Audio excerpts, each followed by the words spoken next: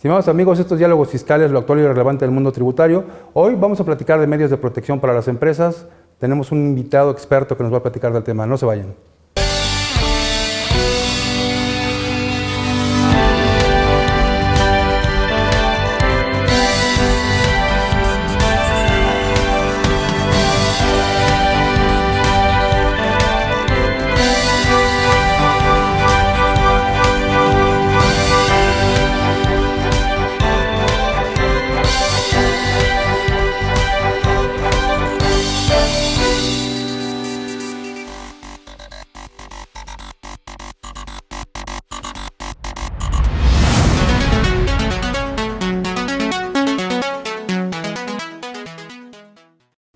Bien, pues como comentamos en la introducción de este programa, el día de hoy nos congratulamos en tener con nosotros al doctor Juan Alberto Carrasco, a quien le agradezco mucho, amigo. ¿Qué tal? ¿Cómo estás?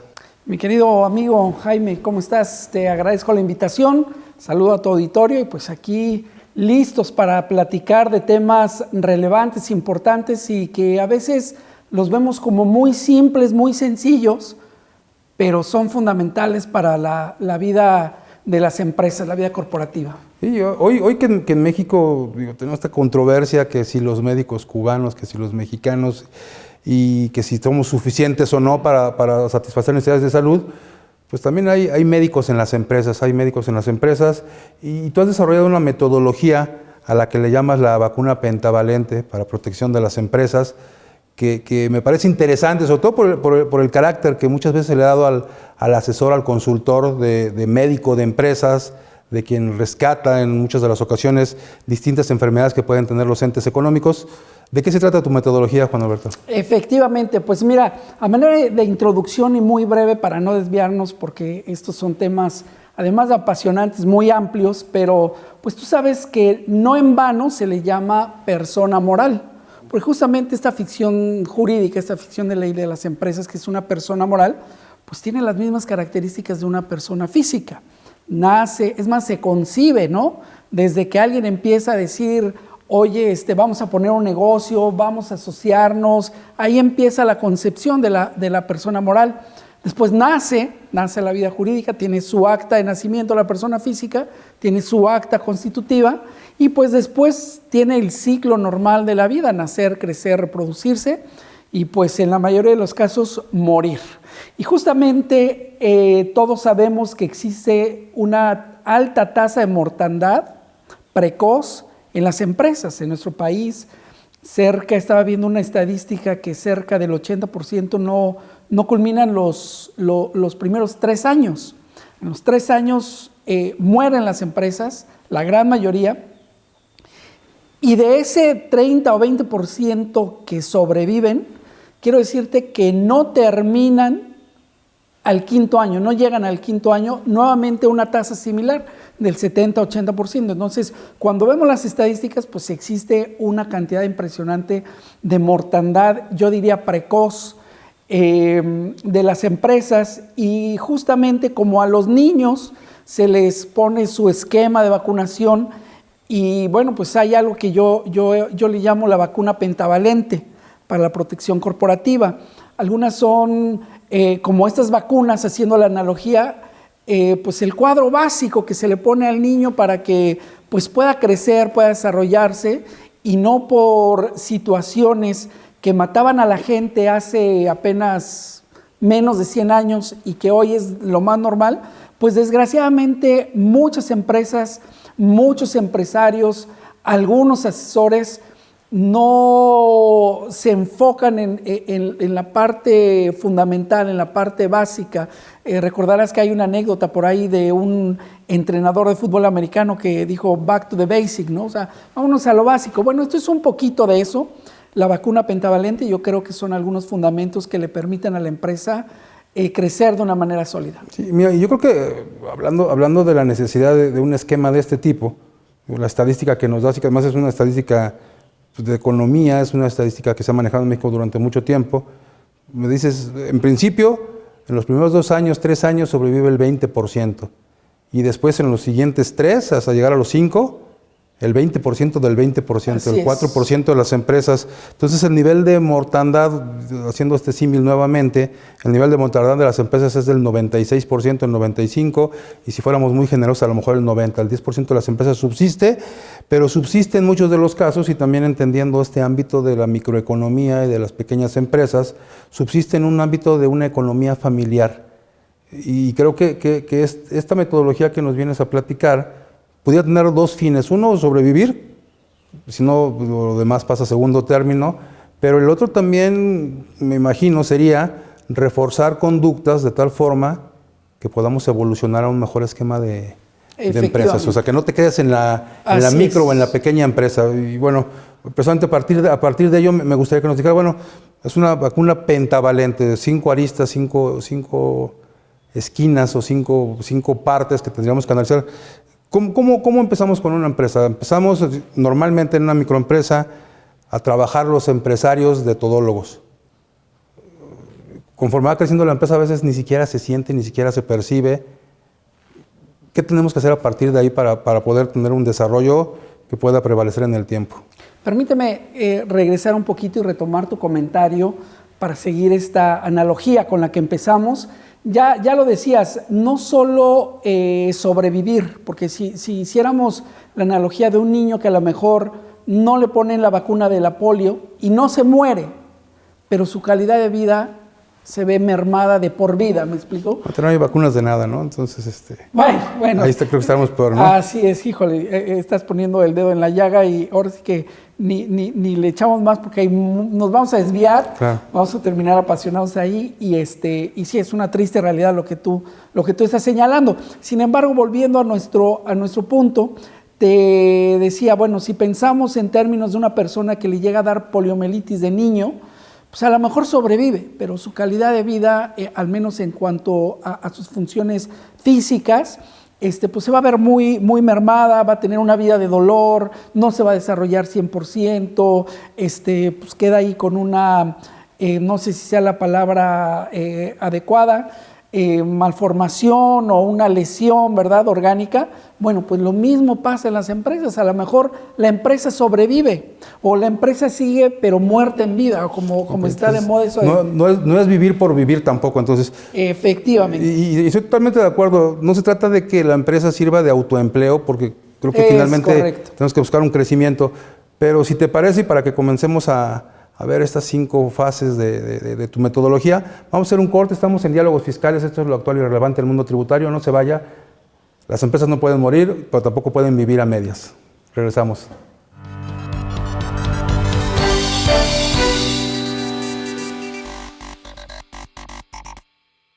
Hola, ¿cómo están? Buenas noches. Hola amigos, bienvenidos a Desarrollo Humano. Soy Gaby Soule. Amigos, qué gusto que nos acompañen, como siempre. Bueno, ya estamos aquí en Don Dinero. Economía de Frente. En esta amigos, bienvenidos a una emisión más de su programa En Derecho. Bienvenido. Este es tu programa Factor Capital Humano. ¿Qué tal? Bienvenido a esta primera emisión. IDC también está en la televisión. La construcción está muy lejos de recuperar sus... La carga por sí existía desde hace el Fondo Monetario Internacional. No te pierdas nuestra programación cubriendo temas como política, economía, corporativo, comercio exterior y temas de actualidad. Disfruta de la transmisión a través del canal 76 de Easy TV o a través del canal 168 en Total Play. También puedes vernos a través de las páginas de IDC, de Facebook y YouTube. IDC TV. Sintonízanos de lunes a viernes.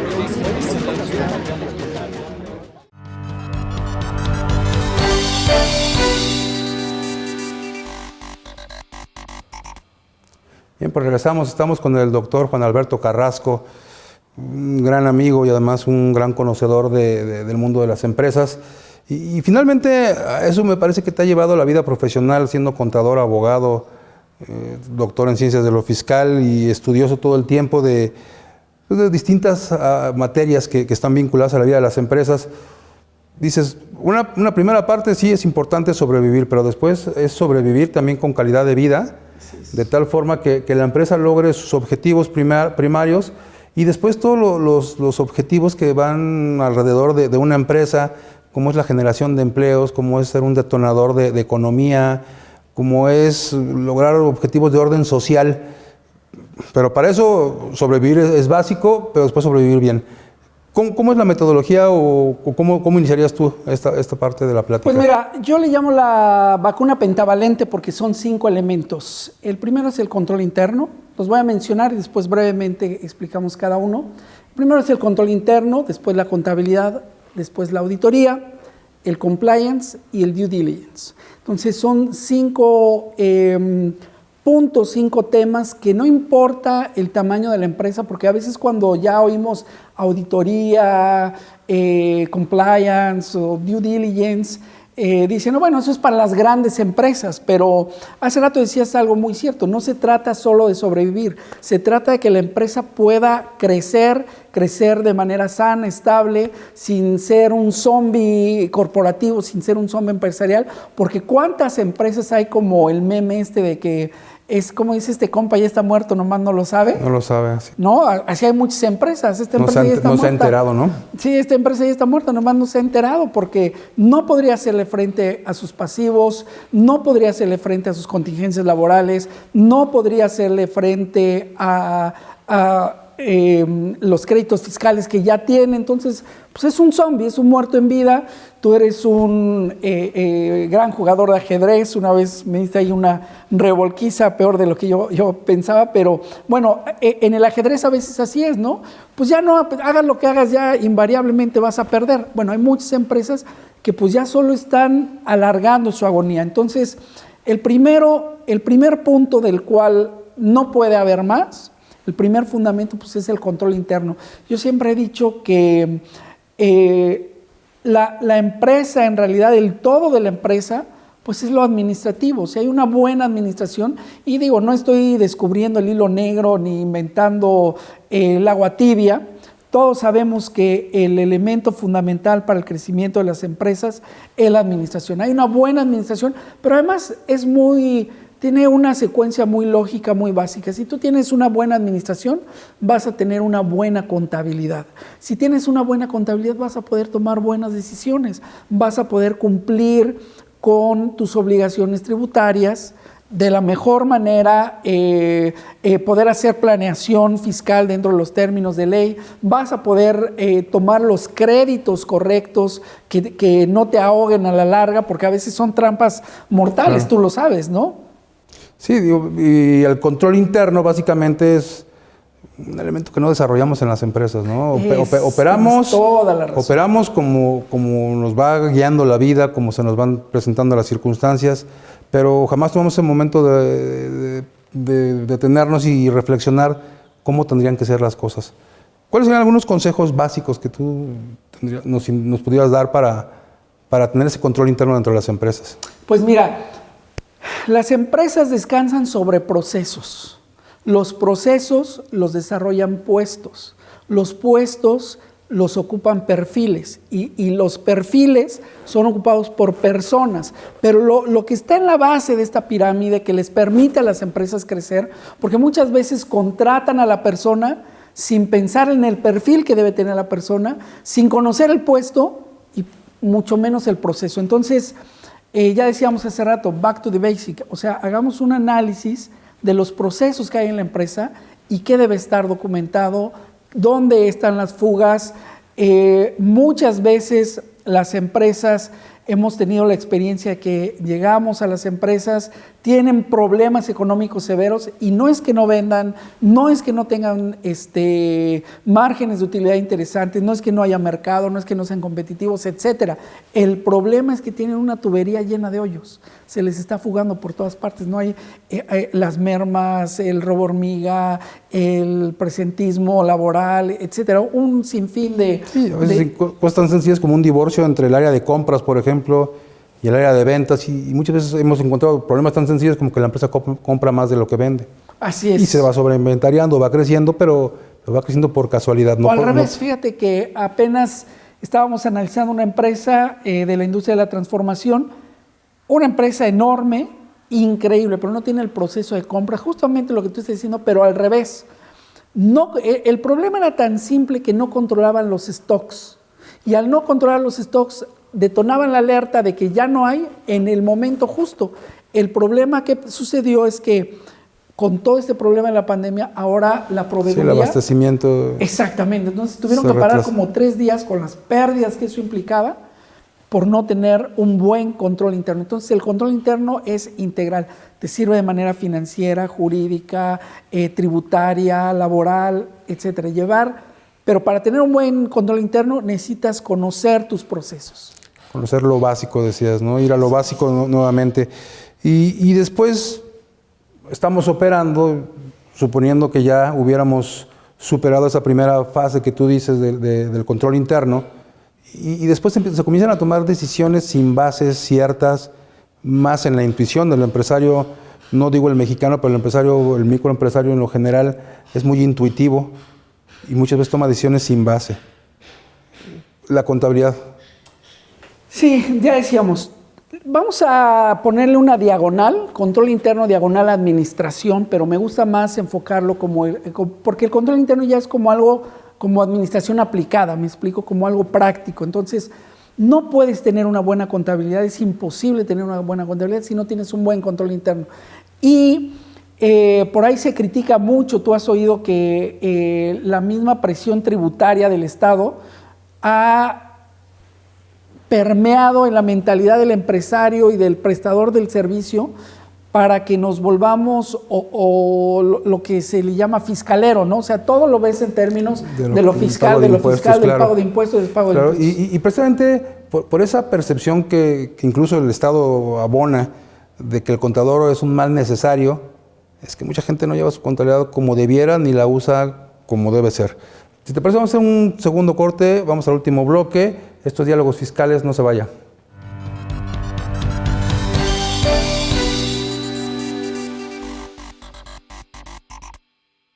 Hola, ¿cómo están? Buenas noches. Hola amigos, bienvenidos a Desarrollo Humano. Soy Gaby Soule. Amigos, qué gusto que nos acompañen, como siempre. Bueno, ya estamos aquí en bienvenido a Economía de Frente. En esta Amigos, bienvenidos a una emisión más de su programa En Derecho. Bienvenido. Este es tu programa Factor Capital Humano. ¿Qué tal? Bienvenido a esta primera emisión. IDC también está en la televisión. La construcción está muy lejos de recuperar su... La carga por sí existía desde el Fondo Monetario Internacional. No te pierdas nuestra programación cubriendo temas como política, economía, corporativo, comercio exterior y temas de actualidad. Disfruta de la transmisión a través del canal 76 de Easy TV o a través del canal 168 en Total Play. También puedes vernos a través de las páginas de IDC, de Facebook y YouTube. IDC TV. Sintonízanos de lunes a viernes.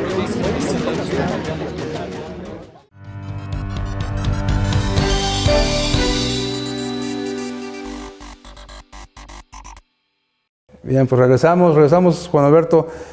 Estamos en una época, bueno, creo que en una época ya bastante prolongada en el tiempo, que hay la percepción de que el contador es un mal necesario y que incluso cuando llegan a surgir regímenes como el famoso Reciclo ahora, que dicen, no, ya no es necesaria la contabilidad, ya nada más tienes que utilizar los ingresos o nada más tienes que utilizar entradas y salidas, ya no la contabilidad.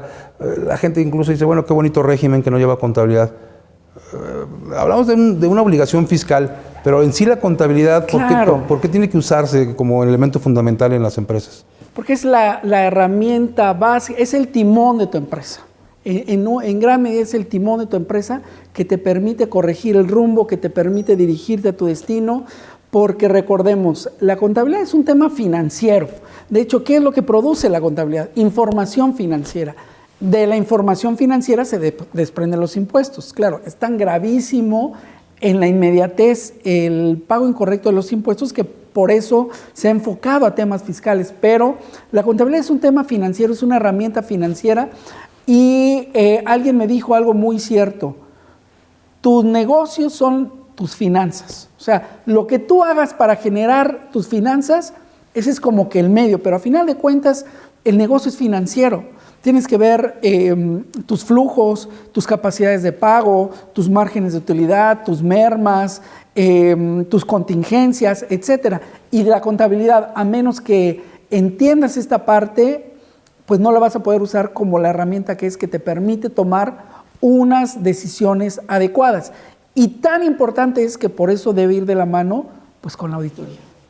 Sí, quien no conoce los alcances de la contabilidad, quien no entiende sus alcances preventivos, prospectivos y todo lo que puede hacerse con la contabilidad, tomará decisiones que en muchos de los casos pueden detonar en un instante el fin de la empresa. Exactamente. Me parece que eso es importante. Y después también la contabilidad está sujeta a ciertos parámetros, a ciertas normas, las normas de información financiera nacionales e internacionales, que deben aplicarse bajo ciertas condiciones. Y muchas veces no se hace. Muchas veces podemos tener contabilidad, pero eso no implica que la contabilidad esté bien. Es correcto. Hablas tú de auditoría, la cual, bueno, en términos fiscales, porque siempre referimos al ámbito de lo fiscal, dice, pues solamente es obligatoria en casos muy excepcionales. Pero ¿por qué sería necesario implementar esquemas de auditoría en una empresa? Acabas de decir algo muy atinado. Siempre pensamos en términos fiscales. No, pero yo estoy hablando de una auditoría que cumple el propósito que para el cual fue creado, ¿no? Que es revisar que justamente la contabilidad esté bien hecha. Y probablemente nuestros amigos que nos escuchan pensarán, bueno, eso es para las grandes empresas.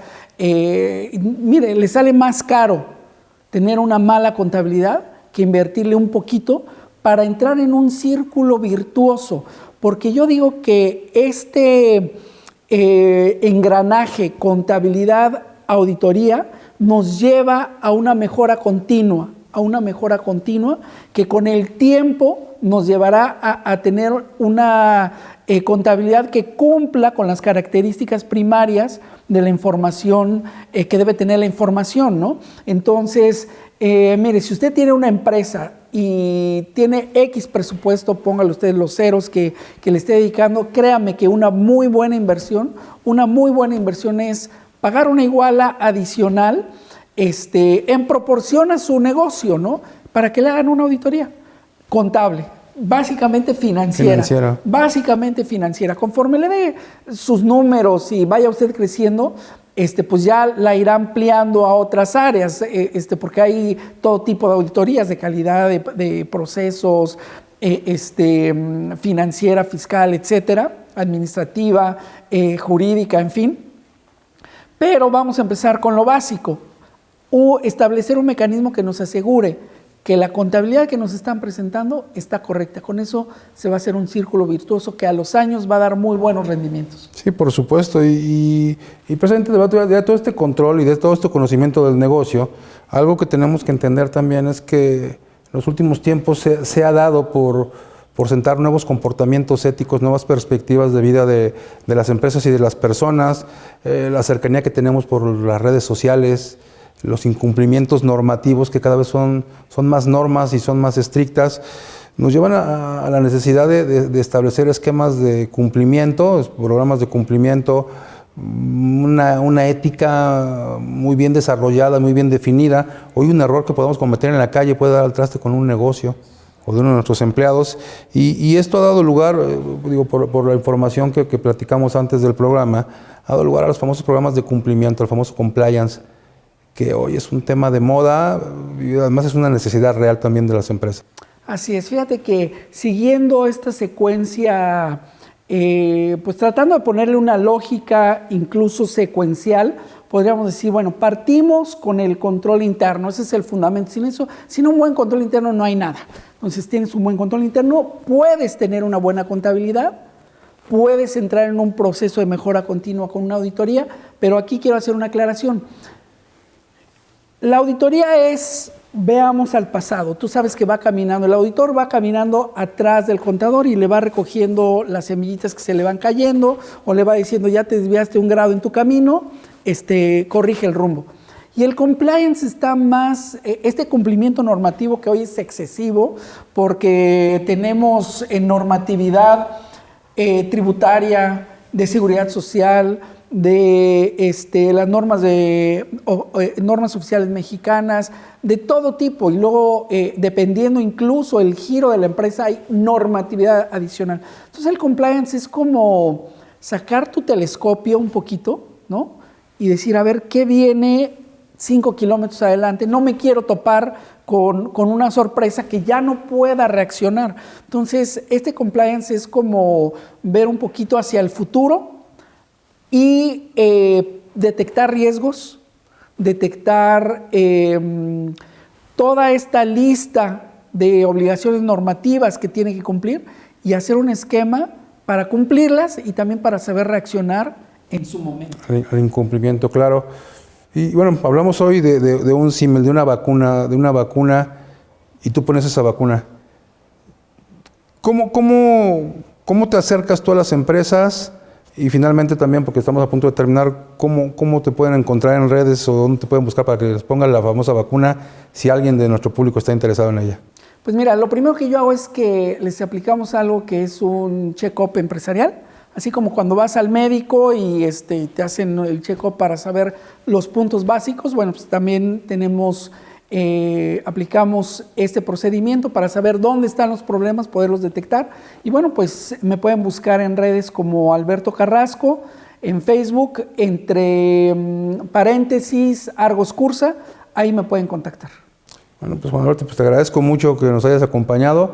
Esperamos que esta plática les haya sido de utilidad a todo nuestro público y a toda la gente que nos acompaña en Diálogos Fiscales, y los esperamos en la próxima emisión, en un programa más. Muchas gracias. Gracias, Juan Alberto. Gracias a ti por invitarme.